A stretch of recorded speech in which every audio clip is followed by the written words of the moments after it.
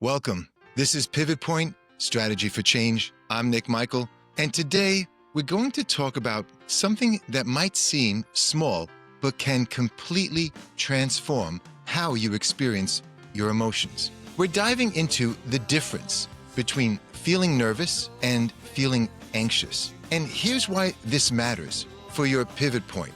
The moment you learn to tell these two feelings apart is the moment you stop fighting against yourself and start responding to what you actually need. Most of us have been using these words interchangeably our entire lives. We say, "I'm so anxious," when we actually mean we're nervous, or "I'm just so nervous." We're dealing with real anxiety. And here's the pivot. When you mislabel what you've been feeling, you use the wrong strategy to cope. You end up either overreacting to normal stress or underreacting to something that needs real attention. But when you get this right, everything changes. You know what to do, how to prepare, and most importantly, you stop feeling like you're broken or out of control. If you're in high school, college, or in your 20s, or even your 30s or 40s, understanding this difference can change your health, your stress level, and how you talk to yourself. So today, I'm going to break it all down in a way that's clear, relatable, and honestly, kind of freeing. Let's jump in. Let's say you're in school and students are walking into the exam hall. Someone is preparing for a presentation. Maybe you're an athlete stretching before a game. Maybe you're a person waiting to get a new job and you're ready for the interview. So let's start with nervousness. Think of nervousness like a pop-up alert on your phone. It shows up before something specific happens, a test, a meeting, a first date, a job interview, and it fades after the event ends. It's short-term. It has a beginning, it has a middle, and an end. Here's the clearest way I can explain it. If the event gets canceled and the feeling disappears, that was nervousness. Let me say that again, because this is the one biggest differences. If you're stressed because you have something important tomorrow, and then you find out it's canceled, and instantly you feel relief, that was nervousness. Let me give you some real examples. You've got a history exam tomorrow. You feel your stomach tighten, your palms sweat, your mind is rehearsing facts over and over. Then teacher says, exam is postponed. And suddenly you relax. Your whole body just lets go. That's nervousness. Or imagine you're in your 20s and you're giving a presentation at your new job. You're pacing backstage. Your voice is cracking in your head. Your heart is pounding. Then your boss sends an email saying, let's reschedule for next week. And boom, your shoulders drop. You take a deep breath. You're completely fine again. That's nervousness doing its job. Here's another one. Let's say you're in your 30s and you're hosting your kid's first birthday party. You want everything to be perfect. The whole day, you're wound up tight, making sure every detail is just right. When it's over, you crash on the couch and you completely fine again. The nervousness served its purpose. It kept you sharp. It kept you focused. And when the event ended, it left. Nervousness is focused. It shows you care about something important, and when that something disappears, so does the feeling. So let's take this a little bit further. Now, anxiety is a different animal. Anxiety doesn't wait for a moment. It shows up whenever you're anxious. You might not even know why. There's no event, no deadline, just that restless, uneasy, can't sit still feeling. Anxiety says something like, something bad's coming. I just don't know what. Or what if I forgot something? Or what if I'm missing a sign? Here's a key difference. Even when the situation is over or canceled, anxiety finds something else to latch onto. Let me give you another example. You're stressed about a work review. Then your manager says, actually, we'll meet next week. With nervousness, you'd feel relief. But with anxiety, that's relief that lasts maybe 5 seconds before your brain jumps up and says, wait, what if they're postponing it because it's really bad news? What if they need more time to build a case against me. What if this means I'm letting go and they're going to let me go? That's anxiety shifting focus. It's nervousness that refuses to leave. It hops from one branch to another like a squirrel, always finding something new to worry about. And if you're in high school or college, you know exactly what this sounds like. I'm spiraling. My brain won't shut up. I feel weird on stage when I'm trying to give my presentation. I'm on edge. I don't even know what's wrong. I just feel off. When you're anxious, humor often becomes a shield. You might say things like, "My anxiety is auditioning for the Olympics today," or "I'm totally fine." If you ignore the mental chaos, that's your way of saying, "I'm uncomfortable, but I don't want to sound dramatic." Now, let me show you what happens when you miss this pivot point, because I have lived it. For years, I confused nervousness with anxiety, and it cost me. Not because I was doing anything wrong, but because I was trying to solve the wrong problem. Here's what it looks like. A few months ago, I had to get an MRI for my shoulder. No big deal, right? I'd done it once before years ago, and it was fine. Wasn't for my shoulder, but it worked out. So I told myself, I've been through this before. Take a few deep breaths, and it will be over. That was me pretending it was only nervousness. I downplayed it. I told myself I can handle it. Fast forward to the actual moment, and it's a closed MRI this time. I get on the table, the tech slides me in, and the second that the machine starts to move, boom, my body says, absolutely not. My heart starts racing, I'm sweating, and my fight-flight kicks in full speed. I press the button, I tell the tech to stop, he pulls me out. I'm feeling totally out of control. I was embarrassed, angry with myself. My heart is pounding. I begin to sweat. I'm looking at the tech. I don't think he's the kind of guy who's going to be patient to wait for me to calm down. Immediately got up, started to leave. Tech yells out, "Well, maybe you should have your doctor give you something to calm you down, or maybe you should use an open MRI. Fine. Looking back, that wasn't nervousness. That was anxiety. Because my reaction wasn't just about the MRI. It was about what my body associated with it. The feeling of being trapped, losing control, and not being ready for what came next. A few weeks later, I scheduled an open MRI, and this time I treated it differently. Not with medication. I stopped pretending I was fine and instead said, okay, this is going to make me anxious. So what can I do to prepare? And I did what I always do. I prepared, but this time I prepared well in advance. I got there early. I sat in the waiting room. I did my big, deep, long breaths, the kind of breaths that focus and visualize positive statements, positive affirmations, calming place. I even told the tech, please don't talk to me once I'm on the table. I need to stay relaxed. And it worked. For the first time, I actually felt peaceful, almost like it was a dream. When it was over, tech told me, you did an amazing job staying still. I thought you'd been sedated. That moment really hit home for me because it showed me my pivot point. For years, I'd been approaching anxiety like it was nervousness, telling myself just to toughen up, push through, stop being dramatic. And every time I did that, my body would prove me wrong in the most uncomfortable possible way. But the pivot happened when I stopped treating anxiety like a character flaw and started treating it like information. When I said, okay, this is anxiety, not just nerves. So what does anxiety actually need? That's when I could prepare differently. I could breathe differently. I could ask for what I needed without shame. This is the pivot point I want you to catch in your own life. The moment that you stop misidentifying what you're feeling is the moment you can actually do something effective about it.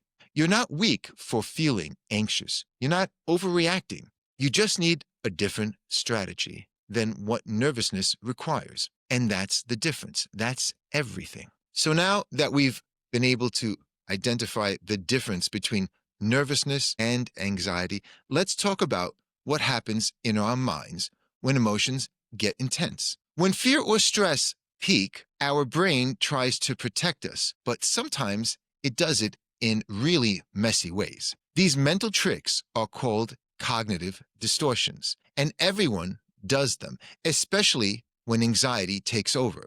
They actually sound like, let me show you what they actually sound like in real life. Here's a simple example. Someone says, "Yeah, I've been feeling run down, but it's fine. I'm just tired. I probably don't need a doctor." This tiny phrase is packed with distortions. First, there's minimizing. "It's fine, not a big deal." We downplay what we're experiencing because avoiding the discomfort of acknowledging something that could be wrong feels safer than facing it. Then there's fortune telling. "They'd probably just send me home saying it's a common cold." You're predicting the future with zero evidence. And finally, there's avoidance, which is anxiety's #1 favorite trick. "Maybe if I ignore it, it will go away." Let me give you some real-life versions across different ages. A teenager might say, "I feel terrible, but it's just probably stress. Everyone else seems fine." That's minimizing and comparing yourself to others. Someone in their 20s might think, "If I ask for help at work, they'll think I'm incompetent." That's mind reading and using should statements against yourself. In your 30s, you might believe, "If I can't balance parenting, work, and myself, I'm failing." That's all or nothing thinking. And if you're in your 40s, you might be harsh with yourself and think, "I should have my life figured out by now." Those are should statements. Well, our thoughts distort reality when we feel out of control. It's how the mind tries to protect itself from emotional overload. And one of the most common distortions is catastrophizing. This is when your brain takes one worry and runs it into the worst possible scenario. Let me give you examples by age. A teenager might think, "If I don't make the team, everyone will think I'm useless." Someone in their 20s might say, "If I don't land this job, I'll never get a career." Someone in their 30s might say, "If I mess this project up, my boss will lose faith in me forever." If you're in your 40s or older, you might say to yourself, "If I can't manage stress, I'm falling apart. What is wrong with me?" When anxiety takes over, the brain often says, "I have to fix this now, even if it's imaginary." That's where emotional, behavioral, and cognitive dysregulation begins. And that's exactly why understanding these patterns is so powerful. When you can name the distortion, you can take away some of its power. So let's talk about personal pivot points with this. The shift happens the moment you start asking better questions about what you're feeling. Instead of just saying, "I feel bad," or "I feel stressed," you start getting specific, and that specificity is what gives you power. Here are the questions that create the pivot. First, is it tied to a specific event? If yes, it's nervousness. If not, it's anxiety. Next, does it go away once the event is over or canceled? If yes, it's nervousness. If not, it's anxiety. Third, are your thoughts spinning in what ifs? If yes, then it's anxiety talking. And fourth, are you downplaying your feelings or avoiding them? That's anxiety trying to protect you from overwhelm.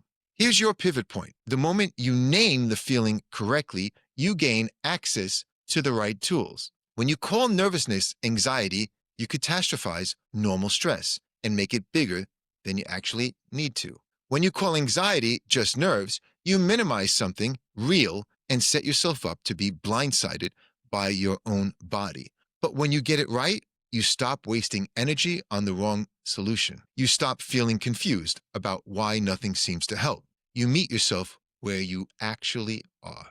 Let's talk about how to actually manage these feelings. We'll start with nervousness. Nervousness is a signal that something matters. It's not a flaw. It's part of caring, preparing, and performing. The best approach to nervousness is preparation. Practice, study, rehearse, get organized. Preparation reduces the unknown and builds confidence. When you prepare, you're essentially telling your brain, "I've got this under control." You also want to use grounding techniques. Deep breathing is huge. Try breathing in for a 4 count, holding it for a 4 count, and then exhaling for 6. The longer exhale activates your parasympathetic nervous system, which calms you down. Other grounding techniques include counting backwards from 100 by sevens, which forces your brain to focus on something other than the worry. Going for a walk or stretching helps release physical tension. Listening to music can shift your emotional state. Another powerful tool is perspective taking. Remind yourself, this won't last forever. This feeling ends once the event is over. This is normal. Lots of people feel this way. And finally, familiarization, mentally expose yourself to the event. See yourself calm, confident, and capable. Nervousness responds beautifully to action, reassurance, and preparation. It wants you to do something constructive. Now, anxiety needs a different strategy because it's not tied to one event. It's tied to thoughts, interpretations, and fears. This is where approaches like cognitive behavioral therapy or CBT become incredibly valuable. CBT is one of the most researched and effective methods for managing anxiety, and it's based on the idea that our thoughts, feelings, and behaviors are all connected. When we change distorted thinking patterns, we can change how we feel and how we act. The first step in CBT approach is to name the cognitive distortion. We talked about these earlier: what if thinking, catastrophizing, mind reading, minimizing, all or nothing thinking. When you identify the distortion, it loses some of its power. You start to see it as a pattern your brain does, not as the absolute truth. Then you ask yourself and try to do what we call reality testing. Ask yourself, what do I actually know right now? What evidence supports my fear? What evidence challenges it? This isn't about toxic positivity or pretending everything is fine. It's about getting grounded in facts instead of staying lost in spiraling thoughts. Another CBT technique is cognitive diffusion. This is teaching your brain to observe thoughts instead of believing them automatically. Instead of thinking, I'm going to fail, you say, I'm having the thought that I might fail. I'm noticing my mind is doing the worst case scenario again. See the difference? It creates distance without denial. You're not arguing with the thought, you're just buying into it. Here's something really important. Anxiety grows when you avoid. It shrinks when you take small steps. If you're anxious about social situations, avoiding them makes the anxiety worse over time. But if you take tiny steps like texting a friend, then having coffee with one person, then joining a small group, you're teaching your brain that it's safe. This is called exposure therapy, and it's another key component to treating anxiety. You also need to regulate the body first. Calm the physiology, and you calm the mind. Try slow breathing. I mentioned this earlier, but it bears repeating because it's so effective. Use grounding exercises like the 5, 4, 3, 2 method. Name 5 things you can see, 4 things you can touch, 3 things that you can hear, 2 things that you can smell, and 1 thing you can taste. This brings you back to the present moment. Progressive muscle relaxation works too. Tense and release each muscle group in your body, starting with your toes and working up. Cold water on your wrists can shock your system in a good way and interrupt the anxiety spiral. And finally, if anxiety is interfering with your daily functioning, if it's keeping you from going to school or work, if it's affecting your relationships or your sleep, reach out for support. Please reach out for support or therapy. There's no shame in getting professional help. In fact, it's one of the smartest things you can do. Therapists can teach you how to personalize and work through these patterns. So here's what we've learned today. And more importantly, here's the pivot point I want you to take with you. Nervousness and anxiety are not the same thing. And the moment you understand the difference is the moment that you stop being a victim of your own emotions and start being strategic about them. Nervousness says, this matters, prepare for it. Anxiety says, I don't feel safe even when I am. Both are valid, both deserve respect, but they need completely different approaches. Your pivot point comes when you can pause mid-feeling and ask, what am I really experiencing right now? What you need, not what you wish you were feeling, not what you think you should be feeling, but actually what's actually true. Because that truth is what sets you free to respond effectively. The more you learn the language of your thoughts, the distortions, the patterns, the what-if spirals, the sooner you can catch them before they spiral into chaos. You can ground yourself, breathe, and remind your brain, this is a thought, not a fact. And when you approach anxiety with the right tools, preparation, reality testing, cognitive diffusion, small steps, and body regulation, you regain a sense of control. instead of fighting against yourself. The old pattern is misidentifying, using the wrong tools, feeling like nothing works, and in concluding something's wrong with you. The pivot is identifying accurately, choosing the right strategy, seeing it work, and realizing you were never broken. You were just using the wrong map. So take a moment right now, think about something you've been calling nervousness that might actually be anxiety, or something you've been catastrophizing as anxiety that's actually just normal pre-event nerves. That awareness, that is your pivot point. That's where change becomes possible. Thanks for being here today. If this provided you with any support in identifying your own pivot point with these feelings, I'd love to hear about it. And remember, the pivot isn't about never feeling nervous or anxious again. It's about knowing which one you're feeling so you can meet yourself with exactly what you need. That's how strategy for change actually works. I'm Nik Michael. This is Pivot Point Strategy for Change. I leave you with my question, as I always do. Think about it. What's your pivot?